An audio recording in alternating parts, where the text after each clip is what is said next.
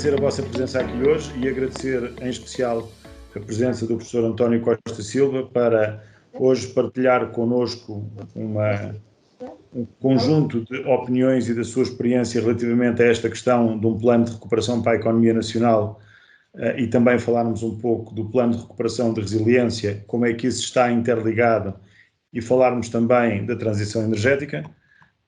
Como devem calcular, planeamos isto para a data certa, porque hoje foi apresentado o Plano de Recuperação e Resiliência à Comissão Europeia pelo Governo português, que a Presidente da Comissão Europeia já homenageou e já elogiou na imprensa publicamente hoje.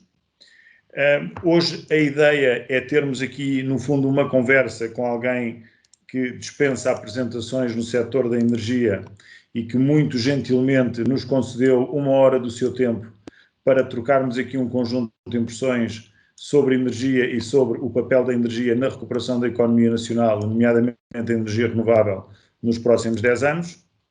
E eu iria, no fundo, pedir ao professor Costa Silva um comentário inicial, se tem alguma questão que gostasse de começar por referir. Agradecer-lhe uma vez mais a sua disponibilidade para estar aqui hoje e referir que esta nossa data ajustada para hoje, 22 de abril, não podia ter sido mais oportuna, uma vez que efetivamente estamos na data em que submetemos o Plano de Recuperação e Resiliência à Comissão Europeia. Professor, passava-lhe a palavra, se gostasse de fazer algum comentário inicial e depois poderemos dar início então a esta pequena conversa. Não, muito obrigado ao engenheiro Pedro Amaral Jorge pelo convite, é com muito prazer que estou aqui. A primeira coisa que queria dizer é essa capacidade extraordinária que a APREN tem de prever o futuro. Portanto, marcou esta conferência exatamente para o dia em que o plano foi apresentado em Bruxelas, e penso que a conferência já estava marcada há um tempo atrás. É realmente extraordinária esta coincidência.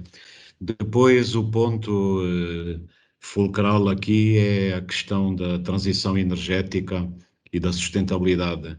E, portanto, há uma preocupação muito grande. Eu penso que nós estamos a ver o nosso planeta a dar de si, digamos assim, tudo aquilo que se está a passar ao nível do gelo no Polo Norte, a acumulação de energia no topo da camada superficial do oceano, e agora esse problema premente do permafrost. O permafrost é todo o solo gelado que cobre a tundra ártica, são 25%.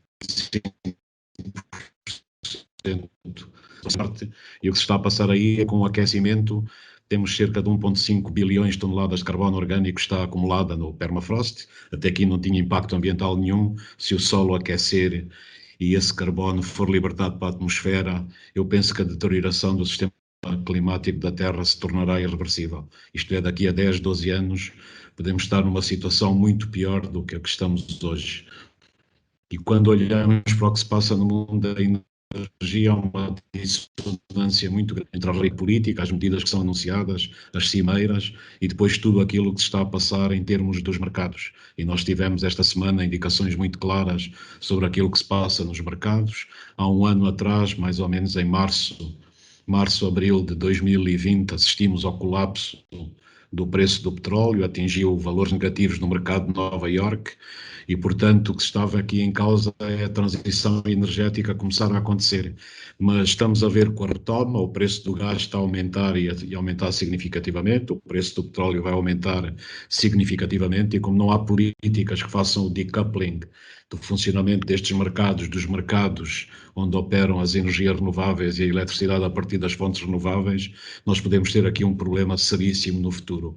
E, portanto, essas indicações estão hoje à nossa frente e, basicamente, elas suscitam a questão como é que nós vamos fazer esta transição energética, alinhadas com os objetivos da União Europeia, quer reduzir as emissões 55% até 2030, quer chegar à neutralidade carbónica em 2050, mas a resposta no terreno ainda é muito frágil, porque não há sustentabilidade das políticas públicas em várias áreas e não há, digamos, uma mudança significativa. E se ela não existir nestes 10 anos, nós vamos ter problemas seríssimos no futuro. E o que eu estou a reparar é que quando a retoma recomeça e, portanto, as atividades económicas voltam, nós muito facilmente regressamos ao modelo anterior. ou business as usual. E isso está patente porque não temos, ao nível, por exemplo, das fontes de energia renovável, a estabilização dos mercados, a preocupação com a sustentabilidade e competitividade dos projetos e, no fim, digamos que o sistema político recusa-se a assumir aquilo que é vital para a transformação, que é pôr no preço da energia o impacto ambiental, que resulta, por exemplo, da utilização dos combustíveis fósseis, e a fazer funcionar os mercados na direção certa. Se nós tivermos políticas contraditórias e que não vão ao fulcro do problema, nós vamos ter algumas dificuldades no futuro. Professor, muito obrigado por essa introdução inicial. Eu tenho aqui um conjunto de questões que gostava de lhe colocar e a primeira vou fazer aqui uma introdução. Para além de termos adivinhado o dia da submissão do PRR à Comissão Europeia, gostava também de dizer que vamos começar a fazer previsões do preço grossista do mercado de eletricidade e que depois faremos um leilão a ver quem é que paga por essas previsões. Pode ser que estejamos certos. Brincadeiras à parte, ontem também foi um dia extremamente relevante porque o Conselho Europeu e o Parlamento Europeu chegaram a um acordo provisório relativamente aos objetos da neutralidade climática para 2050. E, efetivamente, começamos a ter um projeto de decisão que é já muito firme de que a União Europeia, a 27, terá que reduzir as suas emissões em 55% referente à base de 1990. E estes 55% têm que ser alcançados até 31 de 12 de 2030, de acordo com as metas. Um outro fator que tivemos interessante ontem foi que o preço do mercado grossista de eletricidade andou em torno dos 80 euros por megawatt-hora e dizem os especialistas de análise de mercado que há duas variáveis determinantes para que isto tenha acontecido. Ou seja, o preço do gás natural esteve a tocar nos 22 euros por megawatt-hora e o preço do carbono chegou a um valor recorde de 45 euros por tonelada. Estas duas notícias parecem a mim contraditórias. E eu gostava de ter a sua opinião, como é que o senhor, como especialista de energia e analista de mercados, olha para estas duas informações e que conclusões da sua análise é que pode partilhar connosco? Eu penso que o preço da eletricidade no mercado grossista ter atingido os 80 euros por megawatt-hora é realmente um facto relevante. Se olharmos para alguns meses atrás, provavelmente em fevereiro estaria na ordem dos 30. Portanto, o que nós estamos aqui é ter provavelmente o efeito de arrasto com a subida do preço do gás e do preço do petróleo, que contamina, digamos, todo o funcionamento do mercado, e enquanto não houver esse decoupling com a assunção clara que o preço do impacto ambiental gerado pelos combustíveis fósseis tem que ser incorporado no preço da energia final, nós vamos ter aqui grandes dificuldades em realmente ter uma rota clara para a transição energética. E, portanto, é o efeito que nós estamos aqui a revelar. Claramente, quando há a retoma, nós vemos o crescimento do consumo mundial, quer do petróleo, quer do gás, mas como nesta situação, antes de haver a retoma, não tomamos as medidas que eu penso que são medidas absolutamente relevantes para fazer esta mudança, e atenção que esta mudança é fulcral. Se ela não for feita, todas as atividades económicas vão ser afetadas e, portanto, com a deterioração do clima do planeta. E essas mudanças que eu estou a ver pouca potência política no mundo para as fazer. E, portanto, nós temos aqui uma janela de 10, 12 anos em que a Conferência de Glasgow vai ser fulcral. E, a meu ver, a Conferência de Glasgow, a única maneira de resolver o problema é haver um preço por tonelada do carbono global. Nós estamos aqui a atingir os 45 euros por tonelada. A meu ver, se a Conferência de Glasgow não fixar na ordem dos 60 euros por tonelada, para em 2030 chegarmos pelo menos aos 100 euros por tonelada, nós não vamos conseguir acelerar a transição energética. E, portanto, as fontes de energia que estão instaladas, o petróleo e o gás, que têm também a sua elasticidade, vão sempre suprir todas as exigências que resultam do crescimento da procura mundial. Temos aqui um jogo complexo entre estas várias entre estas várias fontes de energia e, portanto, nós temos que separar claramente aquilo que é energia limpa, que contribui para a transição energética, das outras. E, infelizmente, isso não está a acontecer, e só acontece com grande coragem política. E quando defendo esta medida, que ela pode parecer disruptiva, mas nós precisamos de medidas disruptivas, é também, no fundo, para os impostos sobre o carbono serem convertidos numa espécie de dividendo para os cidadãos e para o funcionamento, que esses podem exatamente não só acelerar a transição energética, dar sustentabilidade aos mercados em que operam as energias limpas, e portanto essa é uma grande preocupação. Nós, para fazermos para acelerarmos a transição energética, temos de dar condições, desde logo regulatórias, aos mercados, tem que nos dar a mínimo de estabilidade dos preços, e o que nós estamos aqui a ver é a volatilidade dos preços, que dá sinais absolutamente contraditórios para todos os operadores. E, portanto, estamos aqui no meio de um puzzle, no centro de uma dificuldade imensa, e nós só podemos sair daqui com uma assunção clara destas medidas. E o problema fulcral é que isto tem a ver com a governança global do planeta, e não há governança global do planeta. E, portanto, os acordos que se fazem a nível da mudança climática, de acelerar a transição energética, falham sempre, porque eles, por um lado, refletem um egoísmo em relação às gerações futuras, porque nós adiamos a execução das medidas que são realmente drásticas e que são necessárias hoje, e estão ligadas com outro problema que os economistas chamam do passageiro clandestino, ou do free rider, portanto, que é aquelas pessoas que pagam para ter acesso a um bem público, mas que têm acesso a um bem público, mas não pagam para esse bem público. E nas negociações dos acordos de clima, isso está muito patente. E, portanto, não há equidade, não há um incentivo geral para os países que aderem, e nós sabemos muito bem que as gerações futuras não votam, sabemos muito bem que, portanto, há aqui um conjunto de questões que cerceiam o desenvolvimento desses mercados. E depois, quando olhamos para tudo isto, o que é que se passa? Em 2015, na Conferência do Clima de Paris, estava identificado, nós temos por ano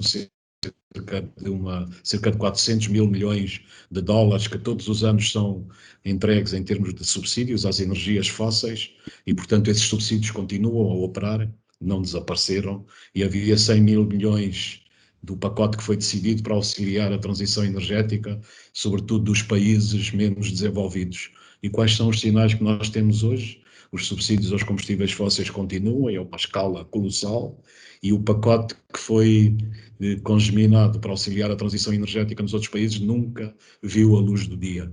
E é por isso que eu, sinceramente, fico muito preocupado, porque acompanho a deterioração das variáveis que condicionam a vida no planeta com muita atenção, e elas estão todas a piorar dia após dia.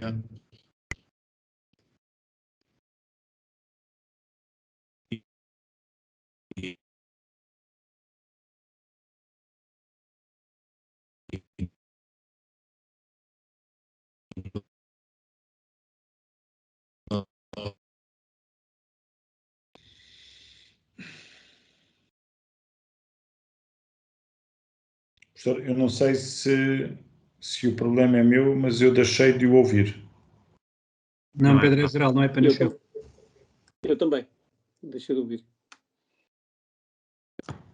Então, professor, se não estiver a ouvir, pedia-lhe que tentasse voltar a ligar, porque, ao que parece, o problema de acesso aí à web, à internet, parece que pode haver uma quebra de serviço perto de onde o professor está a comunicar.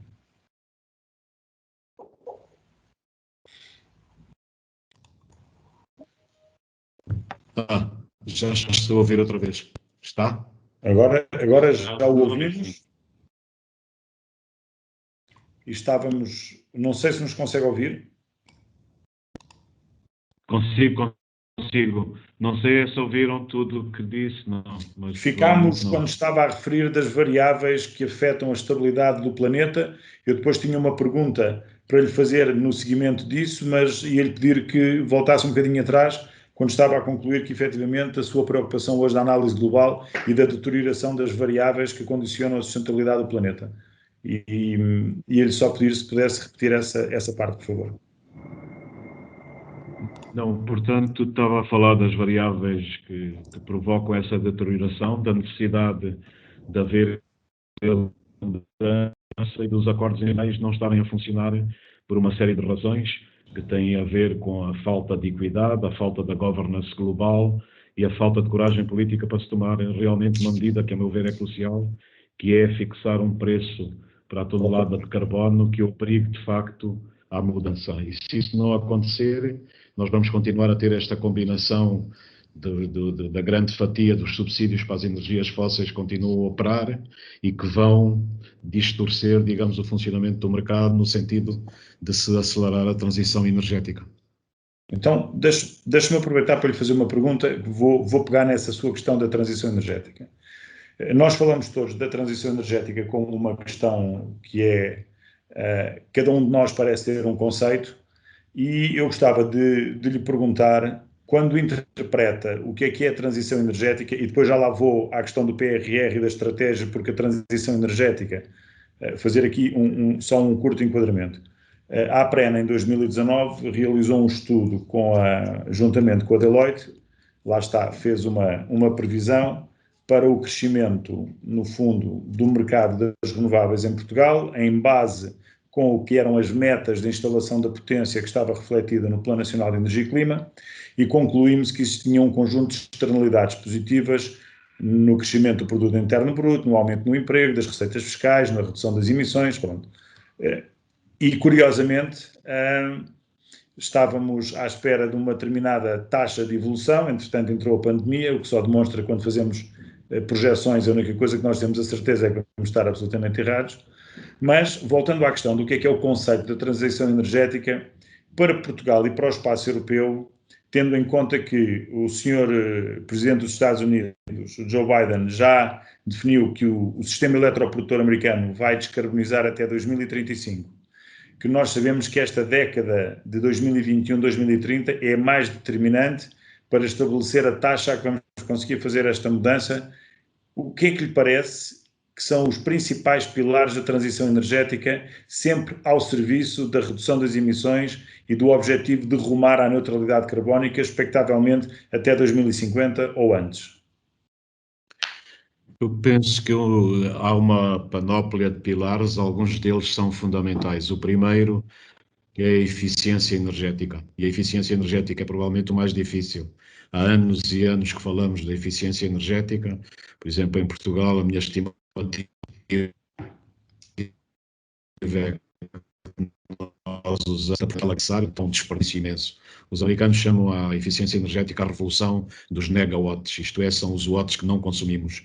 E como a eficiência energética não tem acoplado um modelo de negócio que estimule o funcionamento do mercado, lá está, e temos isto há décadas em cima da mesa, muito dificilmente ela vai funcionar. Mas a eficiência energética hoje, isso estava proposto na visão estratégica, era um dos pilares extremamente importantes, estava articulado com a digitalização das cadeias de produção, a digitalização das próprias cadeias de distribuição da energia e a questão das redes inteligentes, uma aposta fortíssima, era um dos pilares que estava na proposta de transição energética no documento de visão estratégica, que era a aposta nas redes elétricas inteligentes e no sentido do desenvolvimento dessas redes, apoiando, portanto, as smart grids, os smart meters. O que é que as redes inteligentes trazem? Trazem uma gestão muito mais eficaz da energia, permitem não só sedimentar a eficiência energética, mas materializá-la, e depois permitem também acoplar as fontes de energia renovável que se forem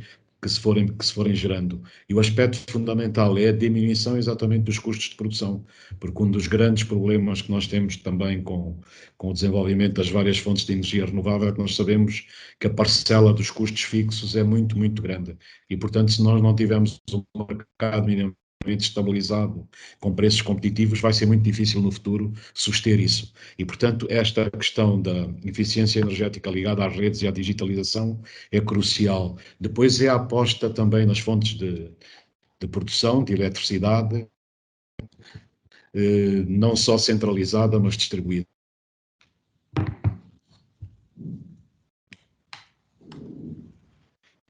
E, portanto, isso é muito importante, porque dá resiliência ao país dá resiliência às economias locais e permite diminuir custos, desde logo os custos de transporte, se, portanto, os projetos forem articulados.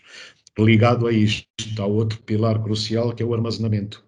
No fundo, o petróleo e o gás continuam a dominar a matriz energética mundial, porque nós não conseguimos, ao nível da eletricidade, armazená-la a grande escala. Isto é, armazenamos petróleo e gás e consumimos quando é necessário. Com a eletricidade a grande escala não o conseguimos fazer. A meu ver, isso vai ser a descoberta do século, porque a partir daí a eletrificação de vastos setores da economia vai funcionar.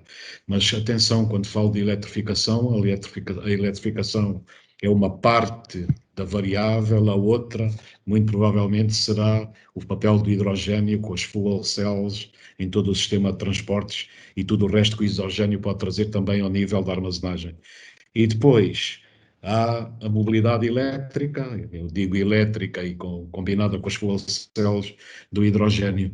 Mas para tudo isto funcionar e para termos uma aposta também mais significativa nas fontes de energia renovável, nós não podemos operar ao nível do licenciamento, ao nível das decisões, ao nível da administração pública, com os modelos do passado. Se não formos muito mais ágeis, muito mais eficazes também aí, muito dificilmente nós vamos resolver estes problemas. E, portanto, a minha mensagem aqui é clara: nós não vamos conseguir fazer a transição energética e acelerá-la com os modos de funcionamento, as estruturas, os esquemas de decisão e o licenciamento que existia no passado. Alguma coisa tem que mudar se queremos realmente fazer face a este problema.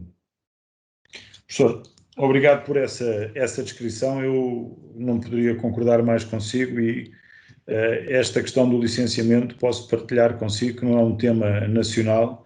A APREN participa em muitas reuniões das associações europeias, eólica, solar, hidrogênio, armazenamento, e o problema do licenciamento é um problema transversal a toda a Europa, e o que as associações estão a tentar fazer junto de Bruxelas é pressionar para que haja a definição por parte da Comissão Europeia de um conjunto de denominadores comuns que efetivamente permitam que o tal prazo dos 2 anos mais um para os projetos Greenfield que está estabelecido na Diretiva RED 2, que agora, obviamente, com esta nova meta de redução de emissões, certamente irá ser alterada e isso também irá ter implicação ao nível dos planos nacionais de energia e clima, expectavelmente para a contribuição de todos os setores, mas eu acredito que o próprio setor de produção de eletricidade renovável também seja chamado a ter uma contribuição adicional àquela que já está prevista de 80% da incorporação de eletricidade renovável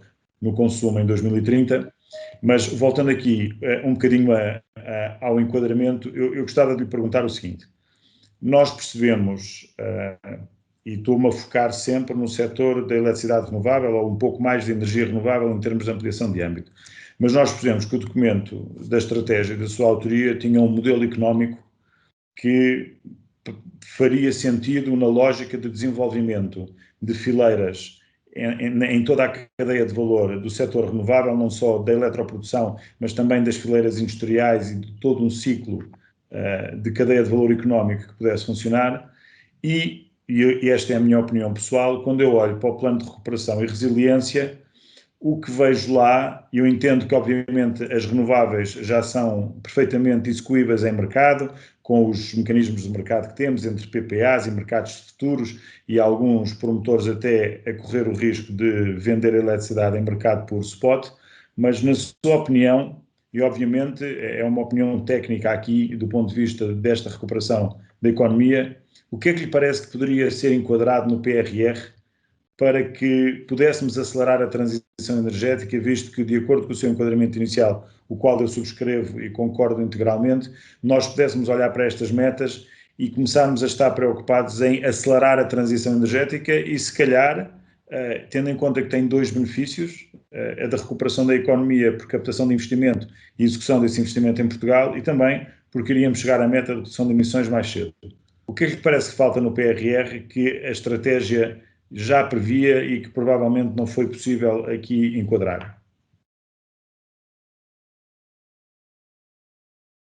Sim, é uma grande questão. Eu penso que o PRR também foi desenhado para responder aos objetivos que foram fixados por Bruxelas. Portanto, tem os 3 grandes pilares: a resiliência, desde logo o potencial produtivo, a preservação do potencial produtivo, vulnerabilidades sociais, enfim, e tudo o resto que tem a ver com a inovação e o investimento e a capitalização das empresas. Mas depois tem a transição climática e a transição digital. A transição climática, o PRR tem, digamos, questões como a descarbonização das indústrias, tem a questão da bioeconomia sustentável, o programa para a eficiência energética dos edifícios, hidrogênio e renováveis, e depois a mobilidade sustentável. Na visão estratégica, o que eu tinha todos estes elementos, mas articulados, digamos, em projetos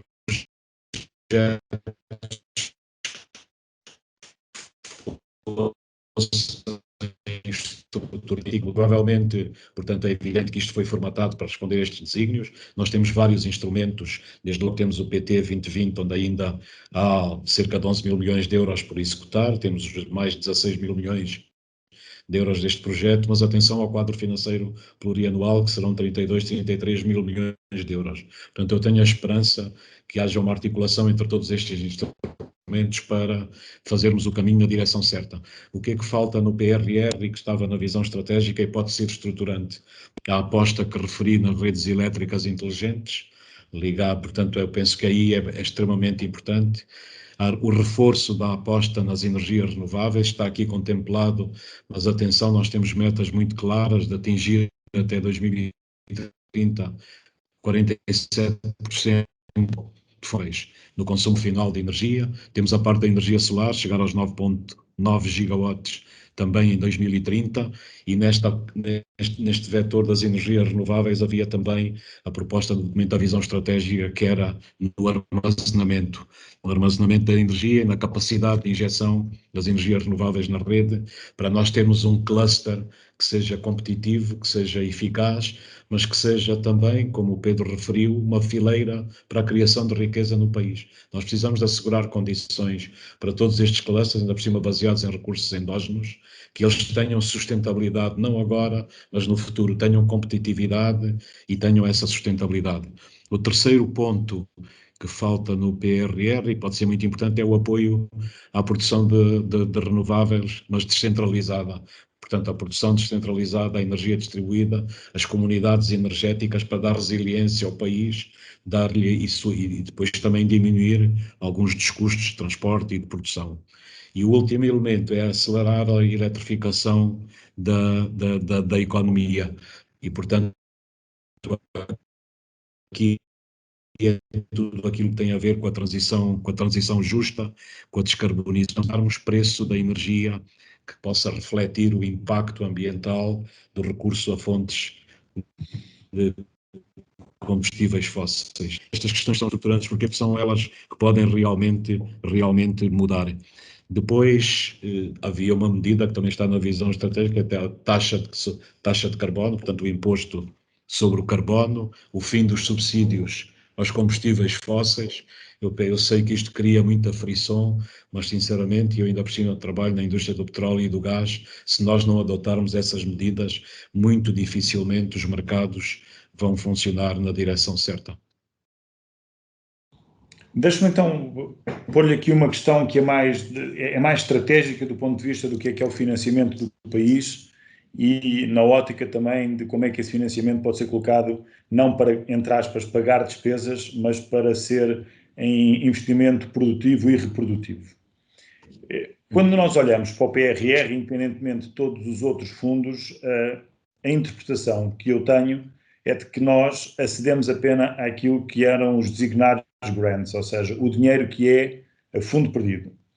Eu interpreto isso com algum receio, porque neste momento, 10 anos, fomos intervencionados pelo Fundo Monetário Internacional e pela Troika, porque incorremos no risco de nos tornarmos insolventes, e, portanto, eu imagino que não temos ainda números atualizados nem do Banco de Portugal, nem do INE, mas não é difícil fazer uma estimativa de que a dívida pública sobre o PIB nacional, neste momento, deve estar a rondar aí entre os 138% e os 143%.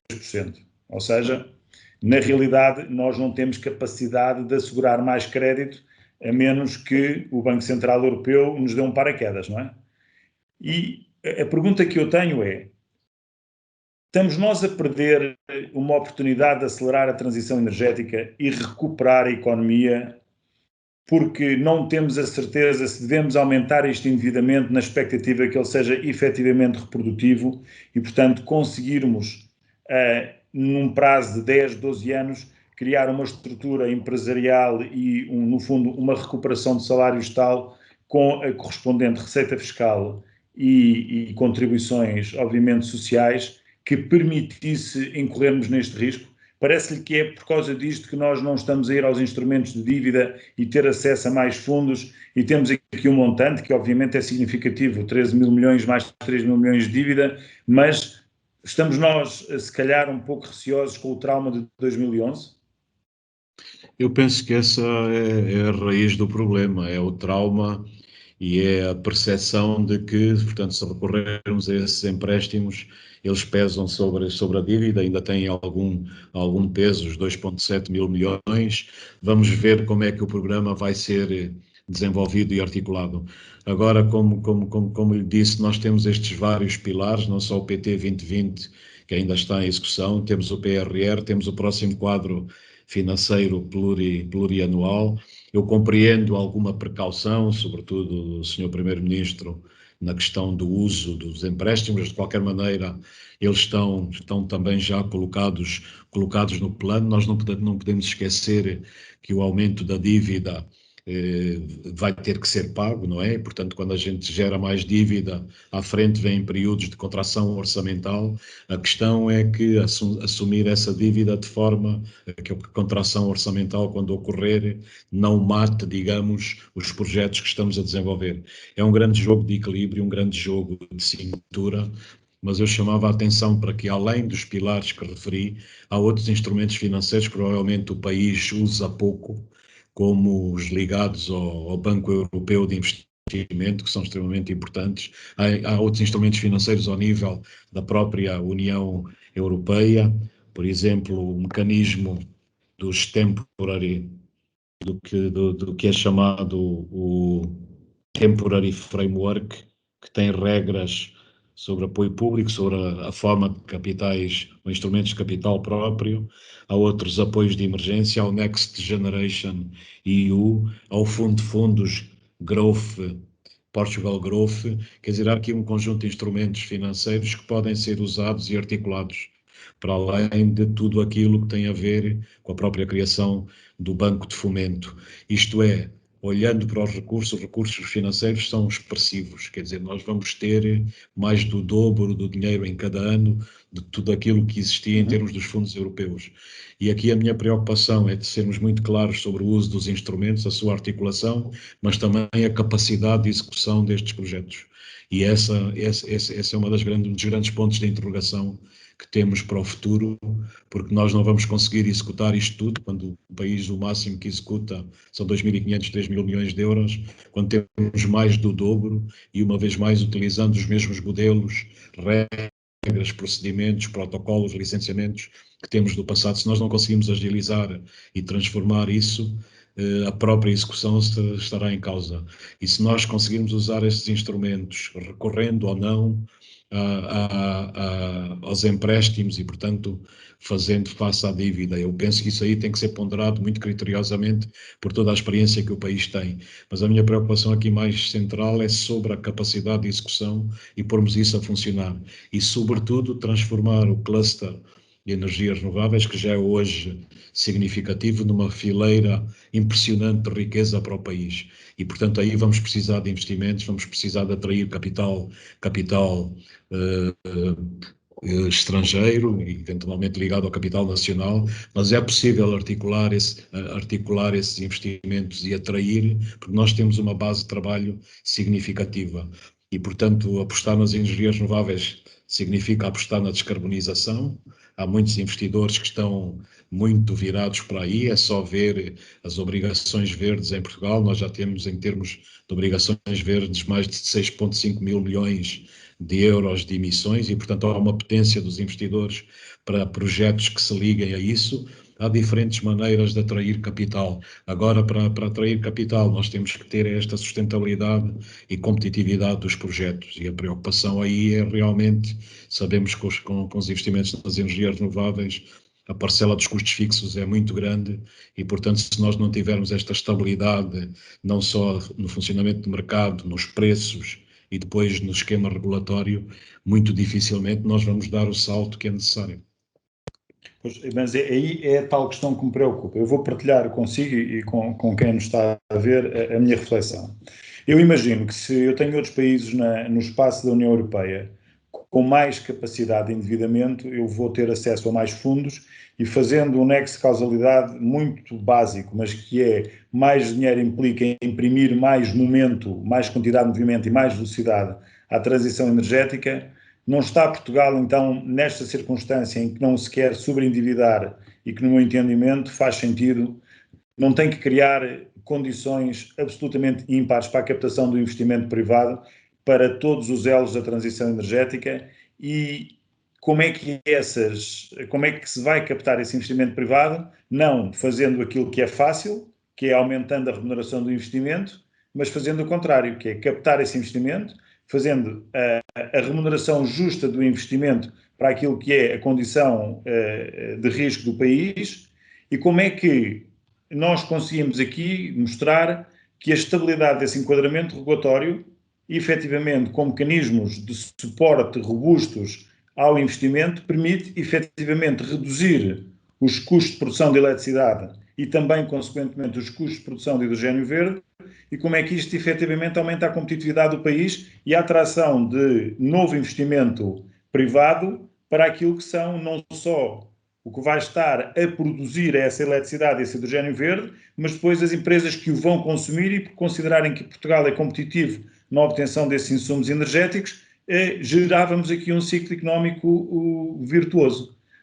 Este raciocínio, o que é que o senhor pode partilhar connosco? Não teremos nós que criar aqui, efetivamente, condições excepcionais para a captação do investimento privado para suprirmos aquela parte da dívida que está nos pacotes europeus que nós não podemos ir buscar porque, efetivamente, estamos acima dos 140% de dívida pública sobre o PIB? Sim, eu penso que essa é uma das grandes questões. Eu acho que o país tem capacidade para atrair investimento privado e investimento estrangeiro. Curiosamente, e eu acho que isso tem que sempre ligar-se não só àquilo que se está a passar no cluster das energias renováveis, mas todo digamos, o ecossistema de inovação tecnológica que o país pode desenvolver. Se nós olharmos para 2019, no fim de 2019, há cerca de 4.000 PMEs que reportaram investimentos em inovação e desenvolvimento tecnológico. Eu penso que isso nunca aconteceu no passado. Se olharmos de 2015 até 2019, o investimento privado em inovação e desenvolvimento tecnológico cresceu cerca de 50% em Portugal. E atenção, 2018 é um ano e 2019 são anos em que o investimento privado em inovação e desenvolvimento tecnológico já foi superior ao investimento público. E a mim isto dá-me esperança, porque a inovação está a passar para o tecido produtivo e eu acho que com estas 4.000 PMEs que têm que ser cartografadas e, portanto, essa é uma das minhas grandes propostas para se conseguir atrair investimento externo, têm que ser cartografadas e é evidente que o investimento aí pode vir desde as inovações tecnológicas, que são absolutamente decisivas para o futuro na área da transição energética. Nós podemos atrair sociedades de capital de risco, fundos de investimento, podemos atrair eventualmente equity. E porquê? Porque o mundo todo está de olhos postos nas soluções. Quais são as soluções que vão livrar o planeta desta crise ambiental profunda em que se encontra? E nós temos soluções em Portugal, por exemplo, ao nível das redes inteligentes, que se formos à Universidade do Porto, há investigação, há inovação tecnológica em ligação com as empresas, pode ser uma área extremamente interessante de desenvolvimento do futuro. Armazenamento, há investigação em Portugal em várias matérias que podem suscitar esse desenvolvimento. O hidrogênio pode ser um game changer do jogo da energia. Porquê? Porque o hidrogênio, para já, é o gás mais abundante no universo. E é um gás que é utilizado já na indústria petroquímica, para a fabricação de fertilizantes, de adubos, de amoníaco e todas as outras questões. Mas quando olhamos para o potencial do hidrogênio na área da energia, ele é imenso, porque ele pode competir nas fileiras da mobilidade, inclusive com as soluções elétricas. Que essas fileiras, que o país tem capacidade para promover o desenvolvimento dessas fileiras, podem ser fontes de atração também de investimento externo. Repare que a questão das redes, a questão das fontes de energia renovável, a questão do hidrogênio, estão hoje no centro das preocupações, inclusive dos grandes investidores internacionais.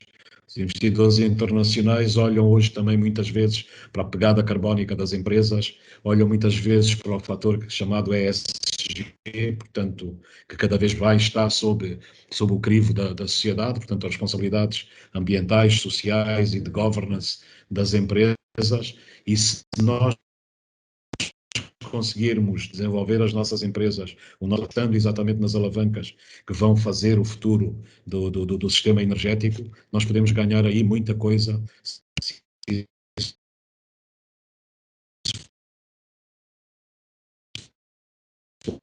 Feito da energia renovável, no desenho dos próximos leilões, quer da energia eólica, quer da energia solar, mas sobretudo do hidrogênio. E, portanto, é muito importante desenhar estes leilões e haver preços minimamente competitivos, alinhados. Por exemplo, se o preço do hidrogênio estiver alinhado com os preços da energia eólica e solar nos últimos anos, é extremamente importante porque vai ser um fator de atratividade grande. Mas nós sabemos que há várias tecnologias para produzir hidrogênio e a do hidrogênio verde ainda não é competitiva hoje. Tem que haver aqui um progresso a fazer. Mas, eventualmente, há investidores que podem estar interessados desde a primeira hora em abraçar projetos desse tipo, porque eles sabem que no futuro podem ser projetos vencedores. E, portanto, é jogar com aquilo que nós temos, não esquecer a inovação tecnológica, não esquecer a capacidade que o país tem nessas áreas. O país é conhecido mundialmente pelo seu cluster de energias renováveis. Ainda no primeiro trimestre deste ano, nós conseguimos passar os 73% ou 74% de eletricidade que veio de fontes renováveis, o que é absolutamente notável. Isso é um dado que recebi do boletim da APREN, penso que foi exatamente o que aconteceu no primeiro trimestre deste ano. E isso dá grande visibilidade ao país. Eu estava no exterior do país quando em 2 dias seguidos ou 3, toda a eletricidade que o país usou veio de fontes renováveis, fez manchetes na imprensa internacional. Mas isso tem muito também a ver com aquilo que nós não fazemos. Nós no país puxamos sempre o país para baixo. Quando acontece isto, nós em vez de nos unirmos, de desenvolver abordagens corretas para atrair os investidores, não o conseguimos fazer. E é aí que eu acho que é as nossas maiores falhas ao nível das competências institucionais, ao nível do marketing, ao nível do desenho destas políticas e, sobretudo, a ligação aos mercados internacionais. Mesmo quando os mercados têm grande incidência sobre aquilo que se passa no país. Eu estava fora do país nessa altura e era interrogado pelas pessoas que estavam extremamente interessadas em saber o que se passa. E, portanto, numa altura em que o mundo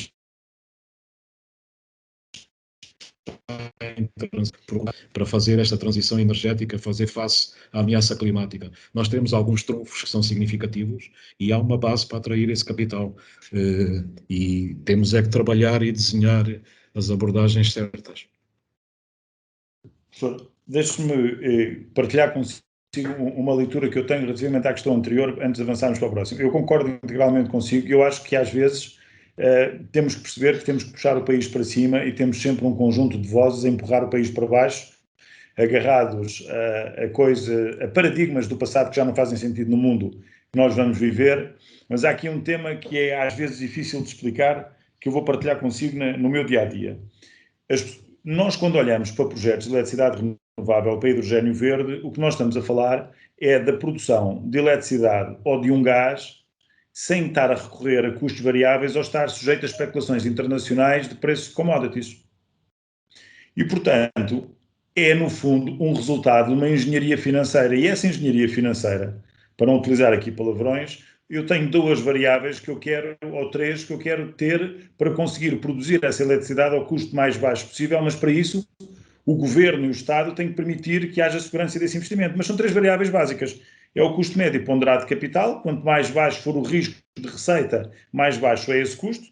Quanto mais estável for o enquadramento legal e o marco regulatório, maior é o prazo do financiamento, ou seja, maior maturidade temos.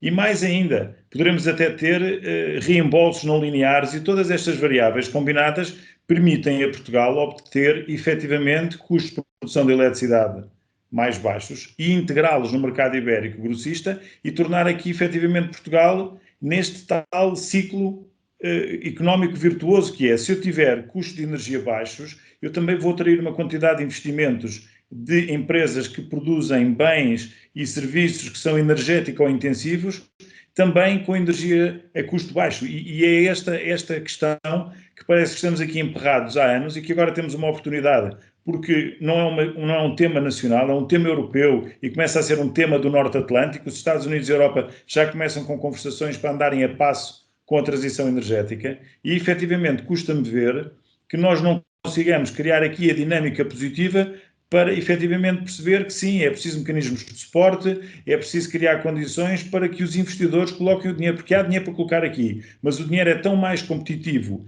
e melhor repercute nos custos para a sociedade quanto mais robustos forem estes mecanismos de suporte. E isto é uma coisa que é importante nós percebermos, porque parece que é exatamente o contrário. E quando se referem às renováveis, vem sempre a palavra rendista atrás ou garantias, não é? E as coisas não são assim. E acho que temos um trabalho nesse caminho.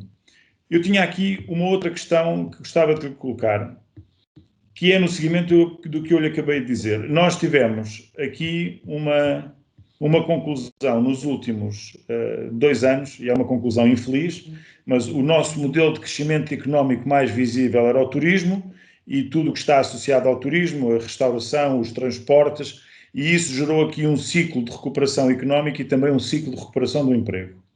Só que esse modelo já percebemos que pode estar em risco da mesma taxa de recuperação nos próximos 3, 4 anos e pensamos, ou penso eu, e temos alguns dados nesse sentido, que a transição energética é uma incontestável oportunidade para nós trazermos aqui um modelo de desenvolvimento socioeconómico ao país, com contribuição, obviamente, das universidades, dos institutos, das empresas e dos profissionais.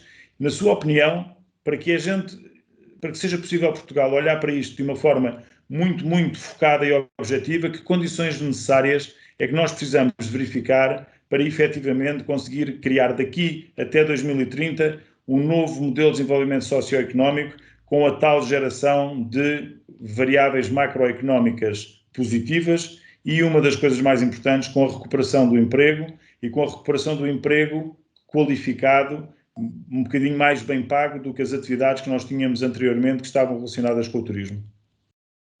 Sim, eu penso que essa é uma grande questão e, portanto, nós temos realmente um setor do turismo que teve um desenvolvimento extraordinário.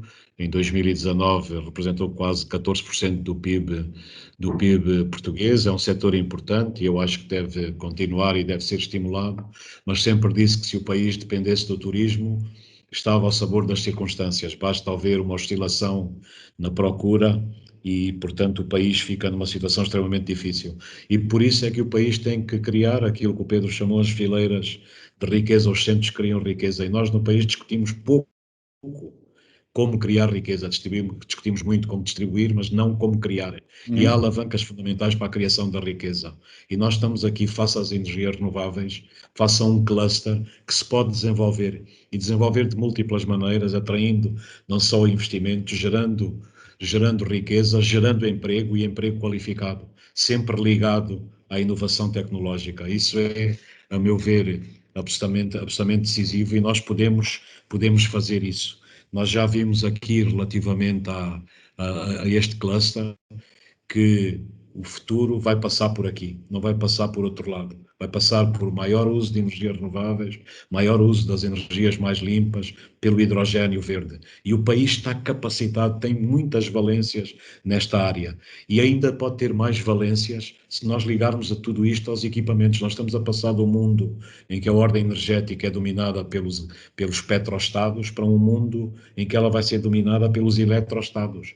E os estados que vão ganhar são aqueles que apostam mais na sua infraestrutura elétrica, apostam mais nas energias limpas, apostam mais nas redes, apostam no hidrogênio. Isso é apostar no futuro. E nós temos aqui uma imensa oportunidade, não só de sedimentar este cluster, de explorar a potencialidade toda do país, de tentar ligar isto a uma luta que já é de décadas para criar o mercado europeu da energia, que infelizmente, por causa da Alemanha e da sua ligação à Rússia e da sua solução do problema energético com a Rússia, está completamente cerceado. Mas esse mercado energético europeu tem que ser criado e oferece grandes oportunidades para nós. Mas depois também oferece fileiras novas na questão dos equipamentos. Repare que nós temos indústrias em Portugal, temos um cluster que produz bens de equipamento, produz ferramentas, produz serviços nessa área, na área da metalomecânica ligeira e mesmo da metalomecânica pesada. E, portanto, estimulada com a digitalização, com a impressão tridimensional, o país pode competir a nível da criação e do fabrico dos equipamentos destas indústrias que vão marcar o futuro. E, portanto, é uma imensa fileira. O que é que falta? Talvez maior clarividência nas políticas públicas, um sistema regulatório muito mais estável e eficaz, o problema do licenciamento resolver com muito mais agilidade, cumprindo a lei, mas atenção, não cerceando o desenvolvimento da economia, e isso passa para haver uma interlocução das empresas com o Estado no sítio único. No documento da visão estratégica propus a criação de uma espécie de loja do cidadão para as empresas não podem andar em 8, 10, 15 organismos públicos em interações, quando a nossa administração pública tem muitas vezes a tendência para operar com parceiros, não com decisões, portanto cada um faz o seu parecer, é uma administração muito reativa e portanto há áreas que funcionam bem na administração, há outras que deixam muito a desejar. E é evitar a fileiras, criar riqueza com o potencial imenso que o país tem nesta área e não alteramos os modos de funcionamento, as estruturas e, sobretudo, a questão do licenciamento, muito dificilmente vamos ter uma transição energética. Mas eu não tenho dúvida nenhuma que os países no mundo que podem triunfar nesta área, e atenção, nós já temos grande visibilidade na área das energias renováveis, os países do mundo que vão triunfar são aqueles que apostarem exatamente neste circuito que vai das redes, que vai das fontes de energia renovável, que vai da competitividade em termos dos custos de produção. E eu penso que aí o nosso país tem feito um caminho. No fundo, houve uma crítica muito grande e que ficou colado esse rótulo de rentista às fontes de energia renováveis. Não há na história do nosso planeta nenhum país em que as fontes de energia se tenham imposto sem o apoio inicial dos Estados. E o exemplo maior é o petróleo. O petróleo nunca teria chegado onde chegou sem o apoio inicial do Winston Churchill, quando era o primeiro Lord do Almirantado Britânico, e tomou a decisão histórica de substituir a ulha do país de Gales, que abastecia toda a armada britânica, pelo petróleo. E teve a célebre frase: o petróleo vai triunfar no futuro devido à sua versatilidade. E ele tinha razão nessa altura, iniciou um ciclo novo. O que é que acontece em Portugal, quer com a energia eólica e com a energia solar? E atenção, desde o início, eu que trabalho na área do petróleo e do gás, sempre apoiei a questão das energias renováveis, que são recursos endógenos, porque iam fazer o seu caminho e iam tornar-se competitivos. A energia eólica hoje é extremamente competitiva. Olhamos para a energia solar, como sabe melhor que eu, nos últimos 6, 7 anos, os custos fabricação dos painéis solares diminuíram 80%. São energias competitivas. A única forma também delas se sustentarem e se desenvolverem no futuro é resolvermos o problema da armazenagem. E, portanto, se o país aí também apostar na armazenagem, como propus no documento da visão estratégica, com as novas soluções tecnológicas, as baterias de fluxo e tudo aquilo que circula à volta disso, nós vamos criar uma área, uma fileira que cria riqueza no país e que depois pode criar equipamentos, pode atrair investimento externo e pode entrar em múltiplos mercados mundiais, porque o país está sob o radar nesta área e, portanto, metade do trabalho está feito. Agora, o que nos limita e nos cerceia é exatamente, talvez, o quadro regulatório, o licenciamento, as estruturas, a maior clareza que nós precisamos nas políticas públicas. Professor, muito obrigado. Eu vou-lhe pedir, nós tínhamos isto marcado entre as 17 e as 18, vou-lhe pedir mais 10 minutos até às 18h10, se fosse possível, porque gostava de dar às pessoas a oportunidade, se quiserem colocar-lhe alguma questão, e pedia-lhes que colocassem no chat, por favor. Senão, ainda tenho aqui uma questão que gostava de lhe pôr.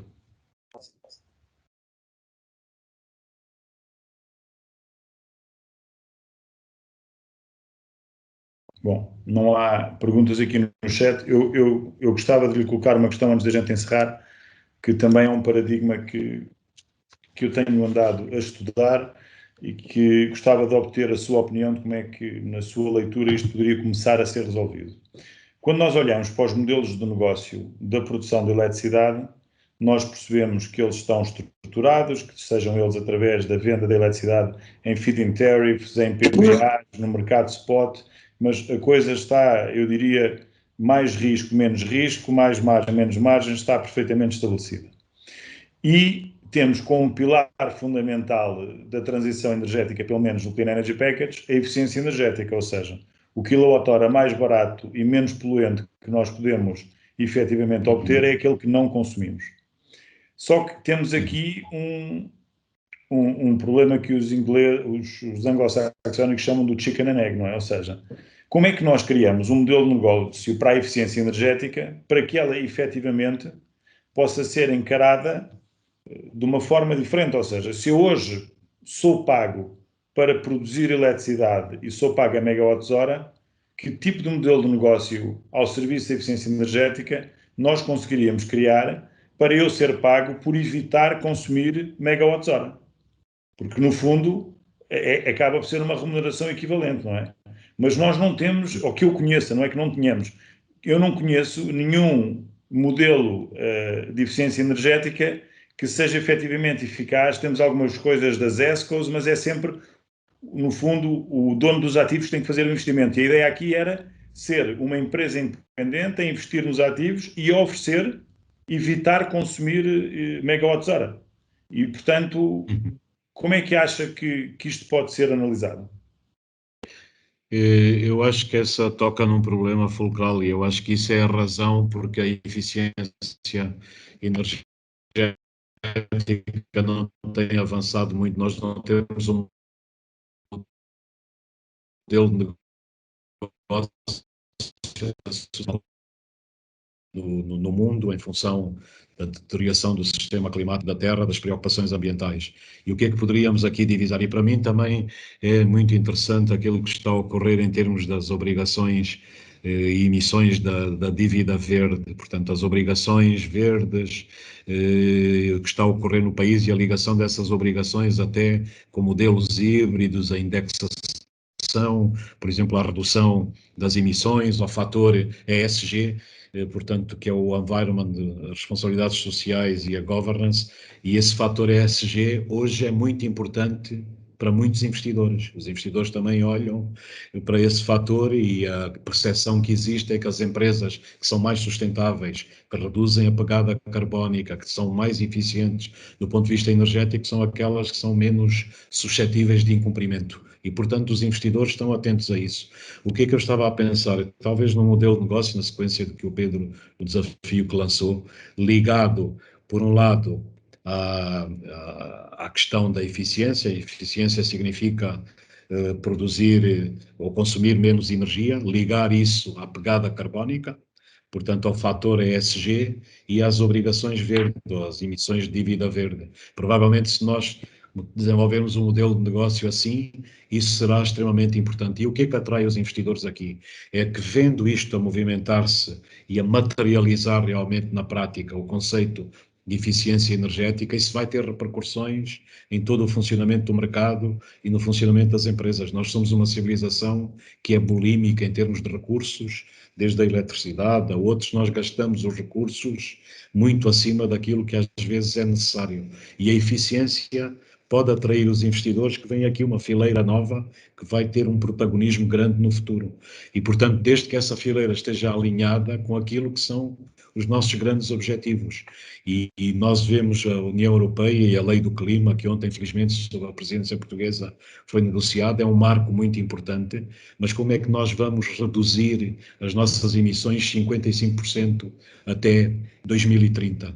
A eficiência energética pode ter aqui um papel fulcral.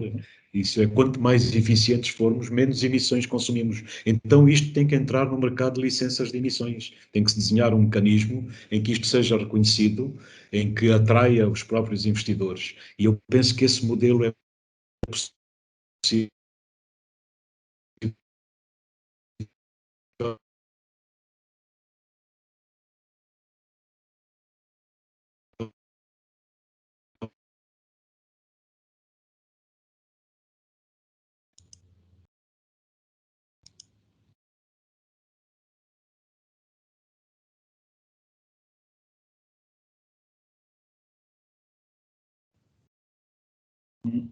Falhou a ligação.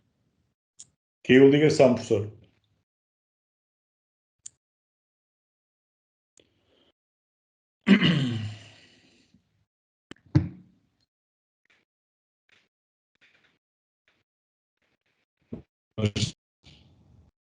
O grande desafio que nós temos pela frente.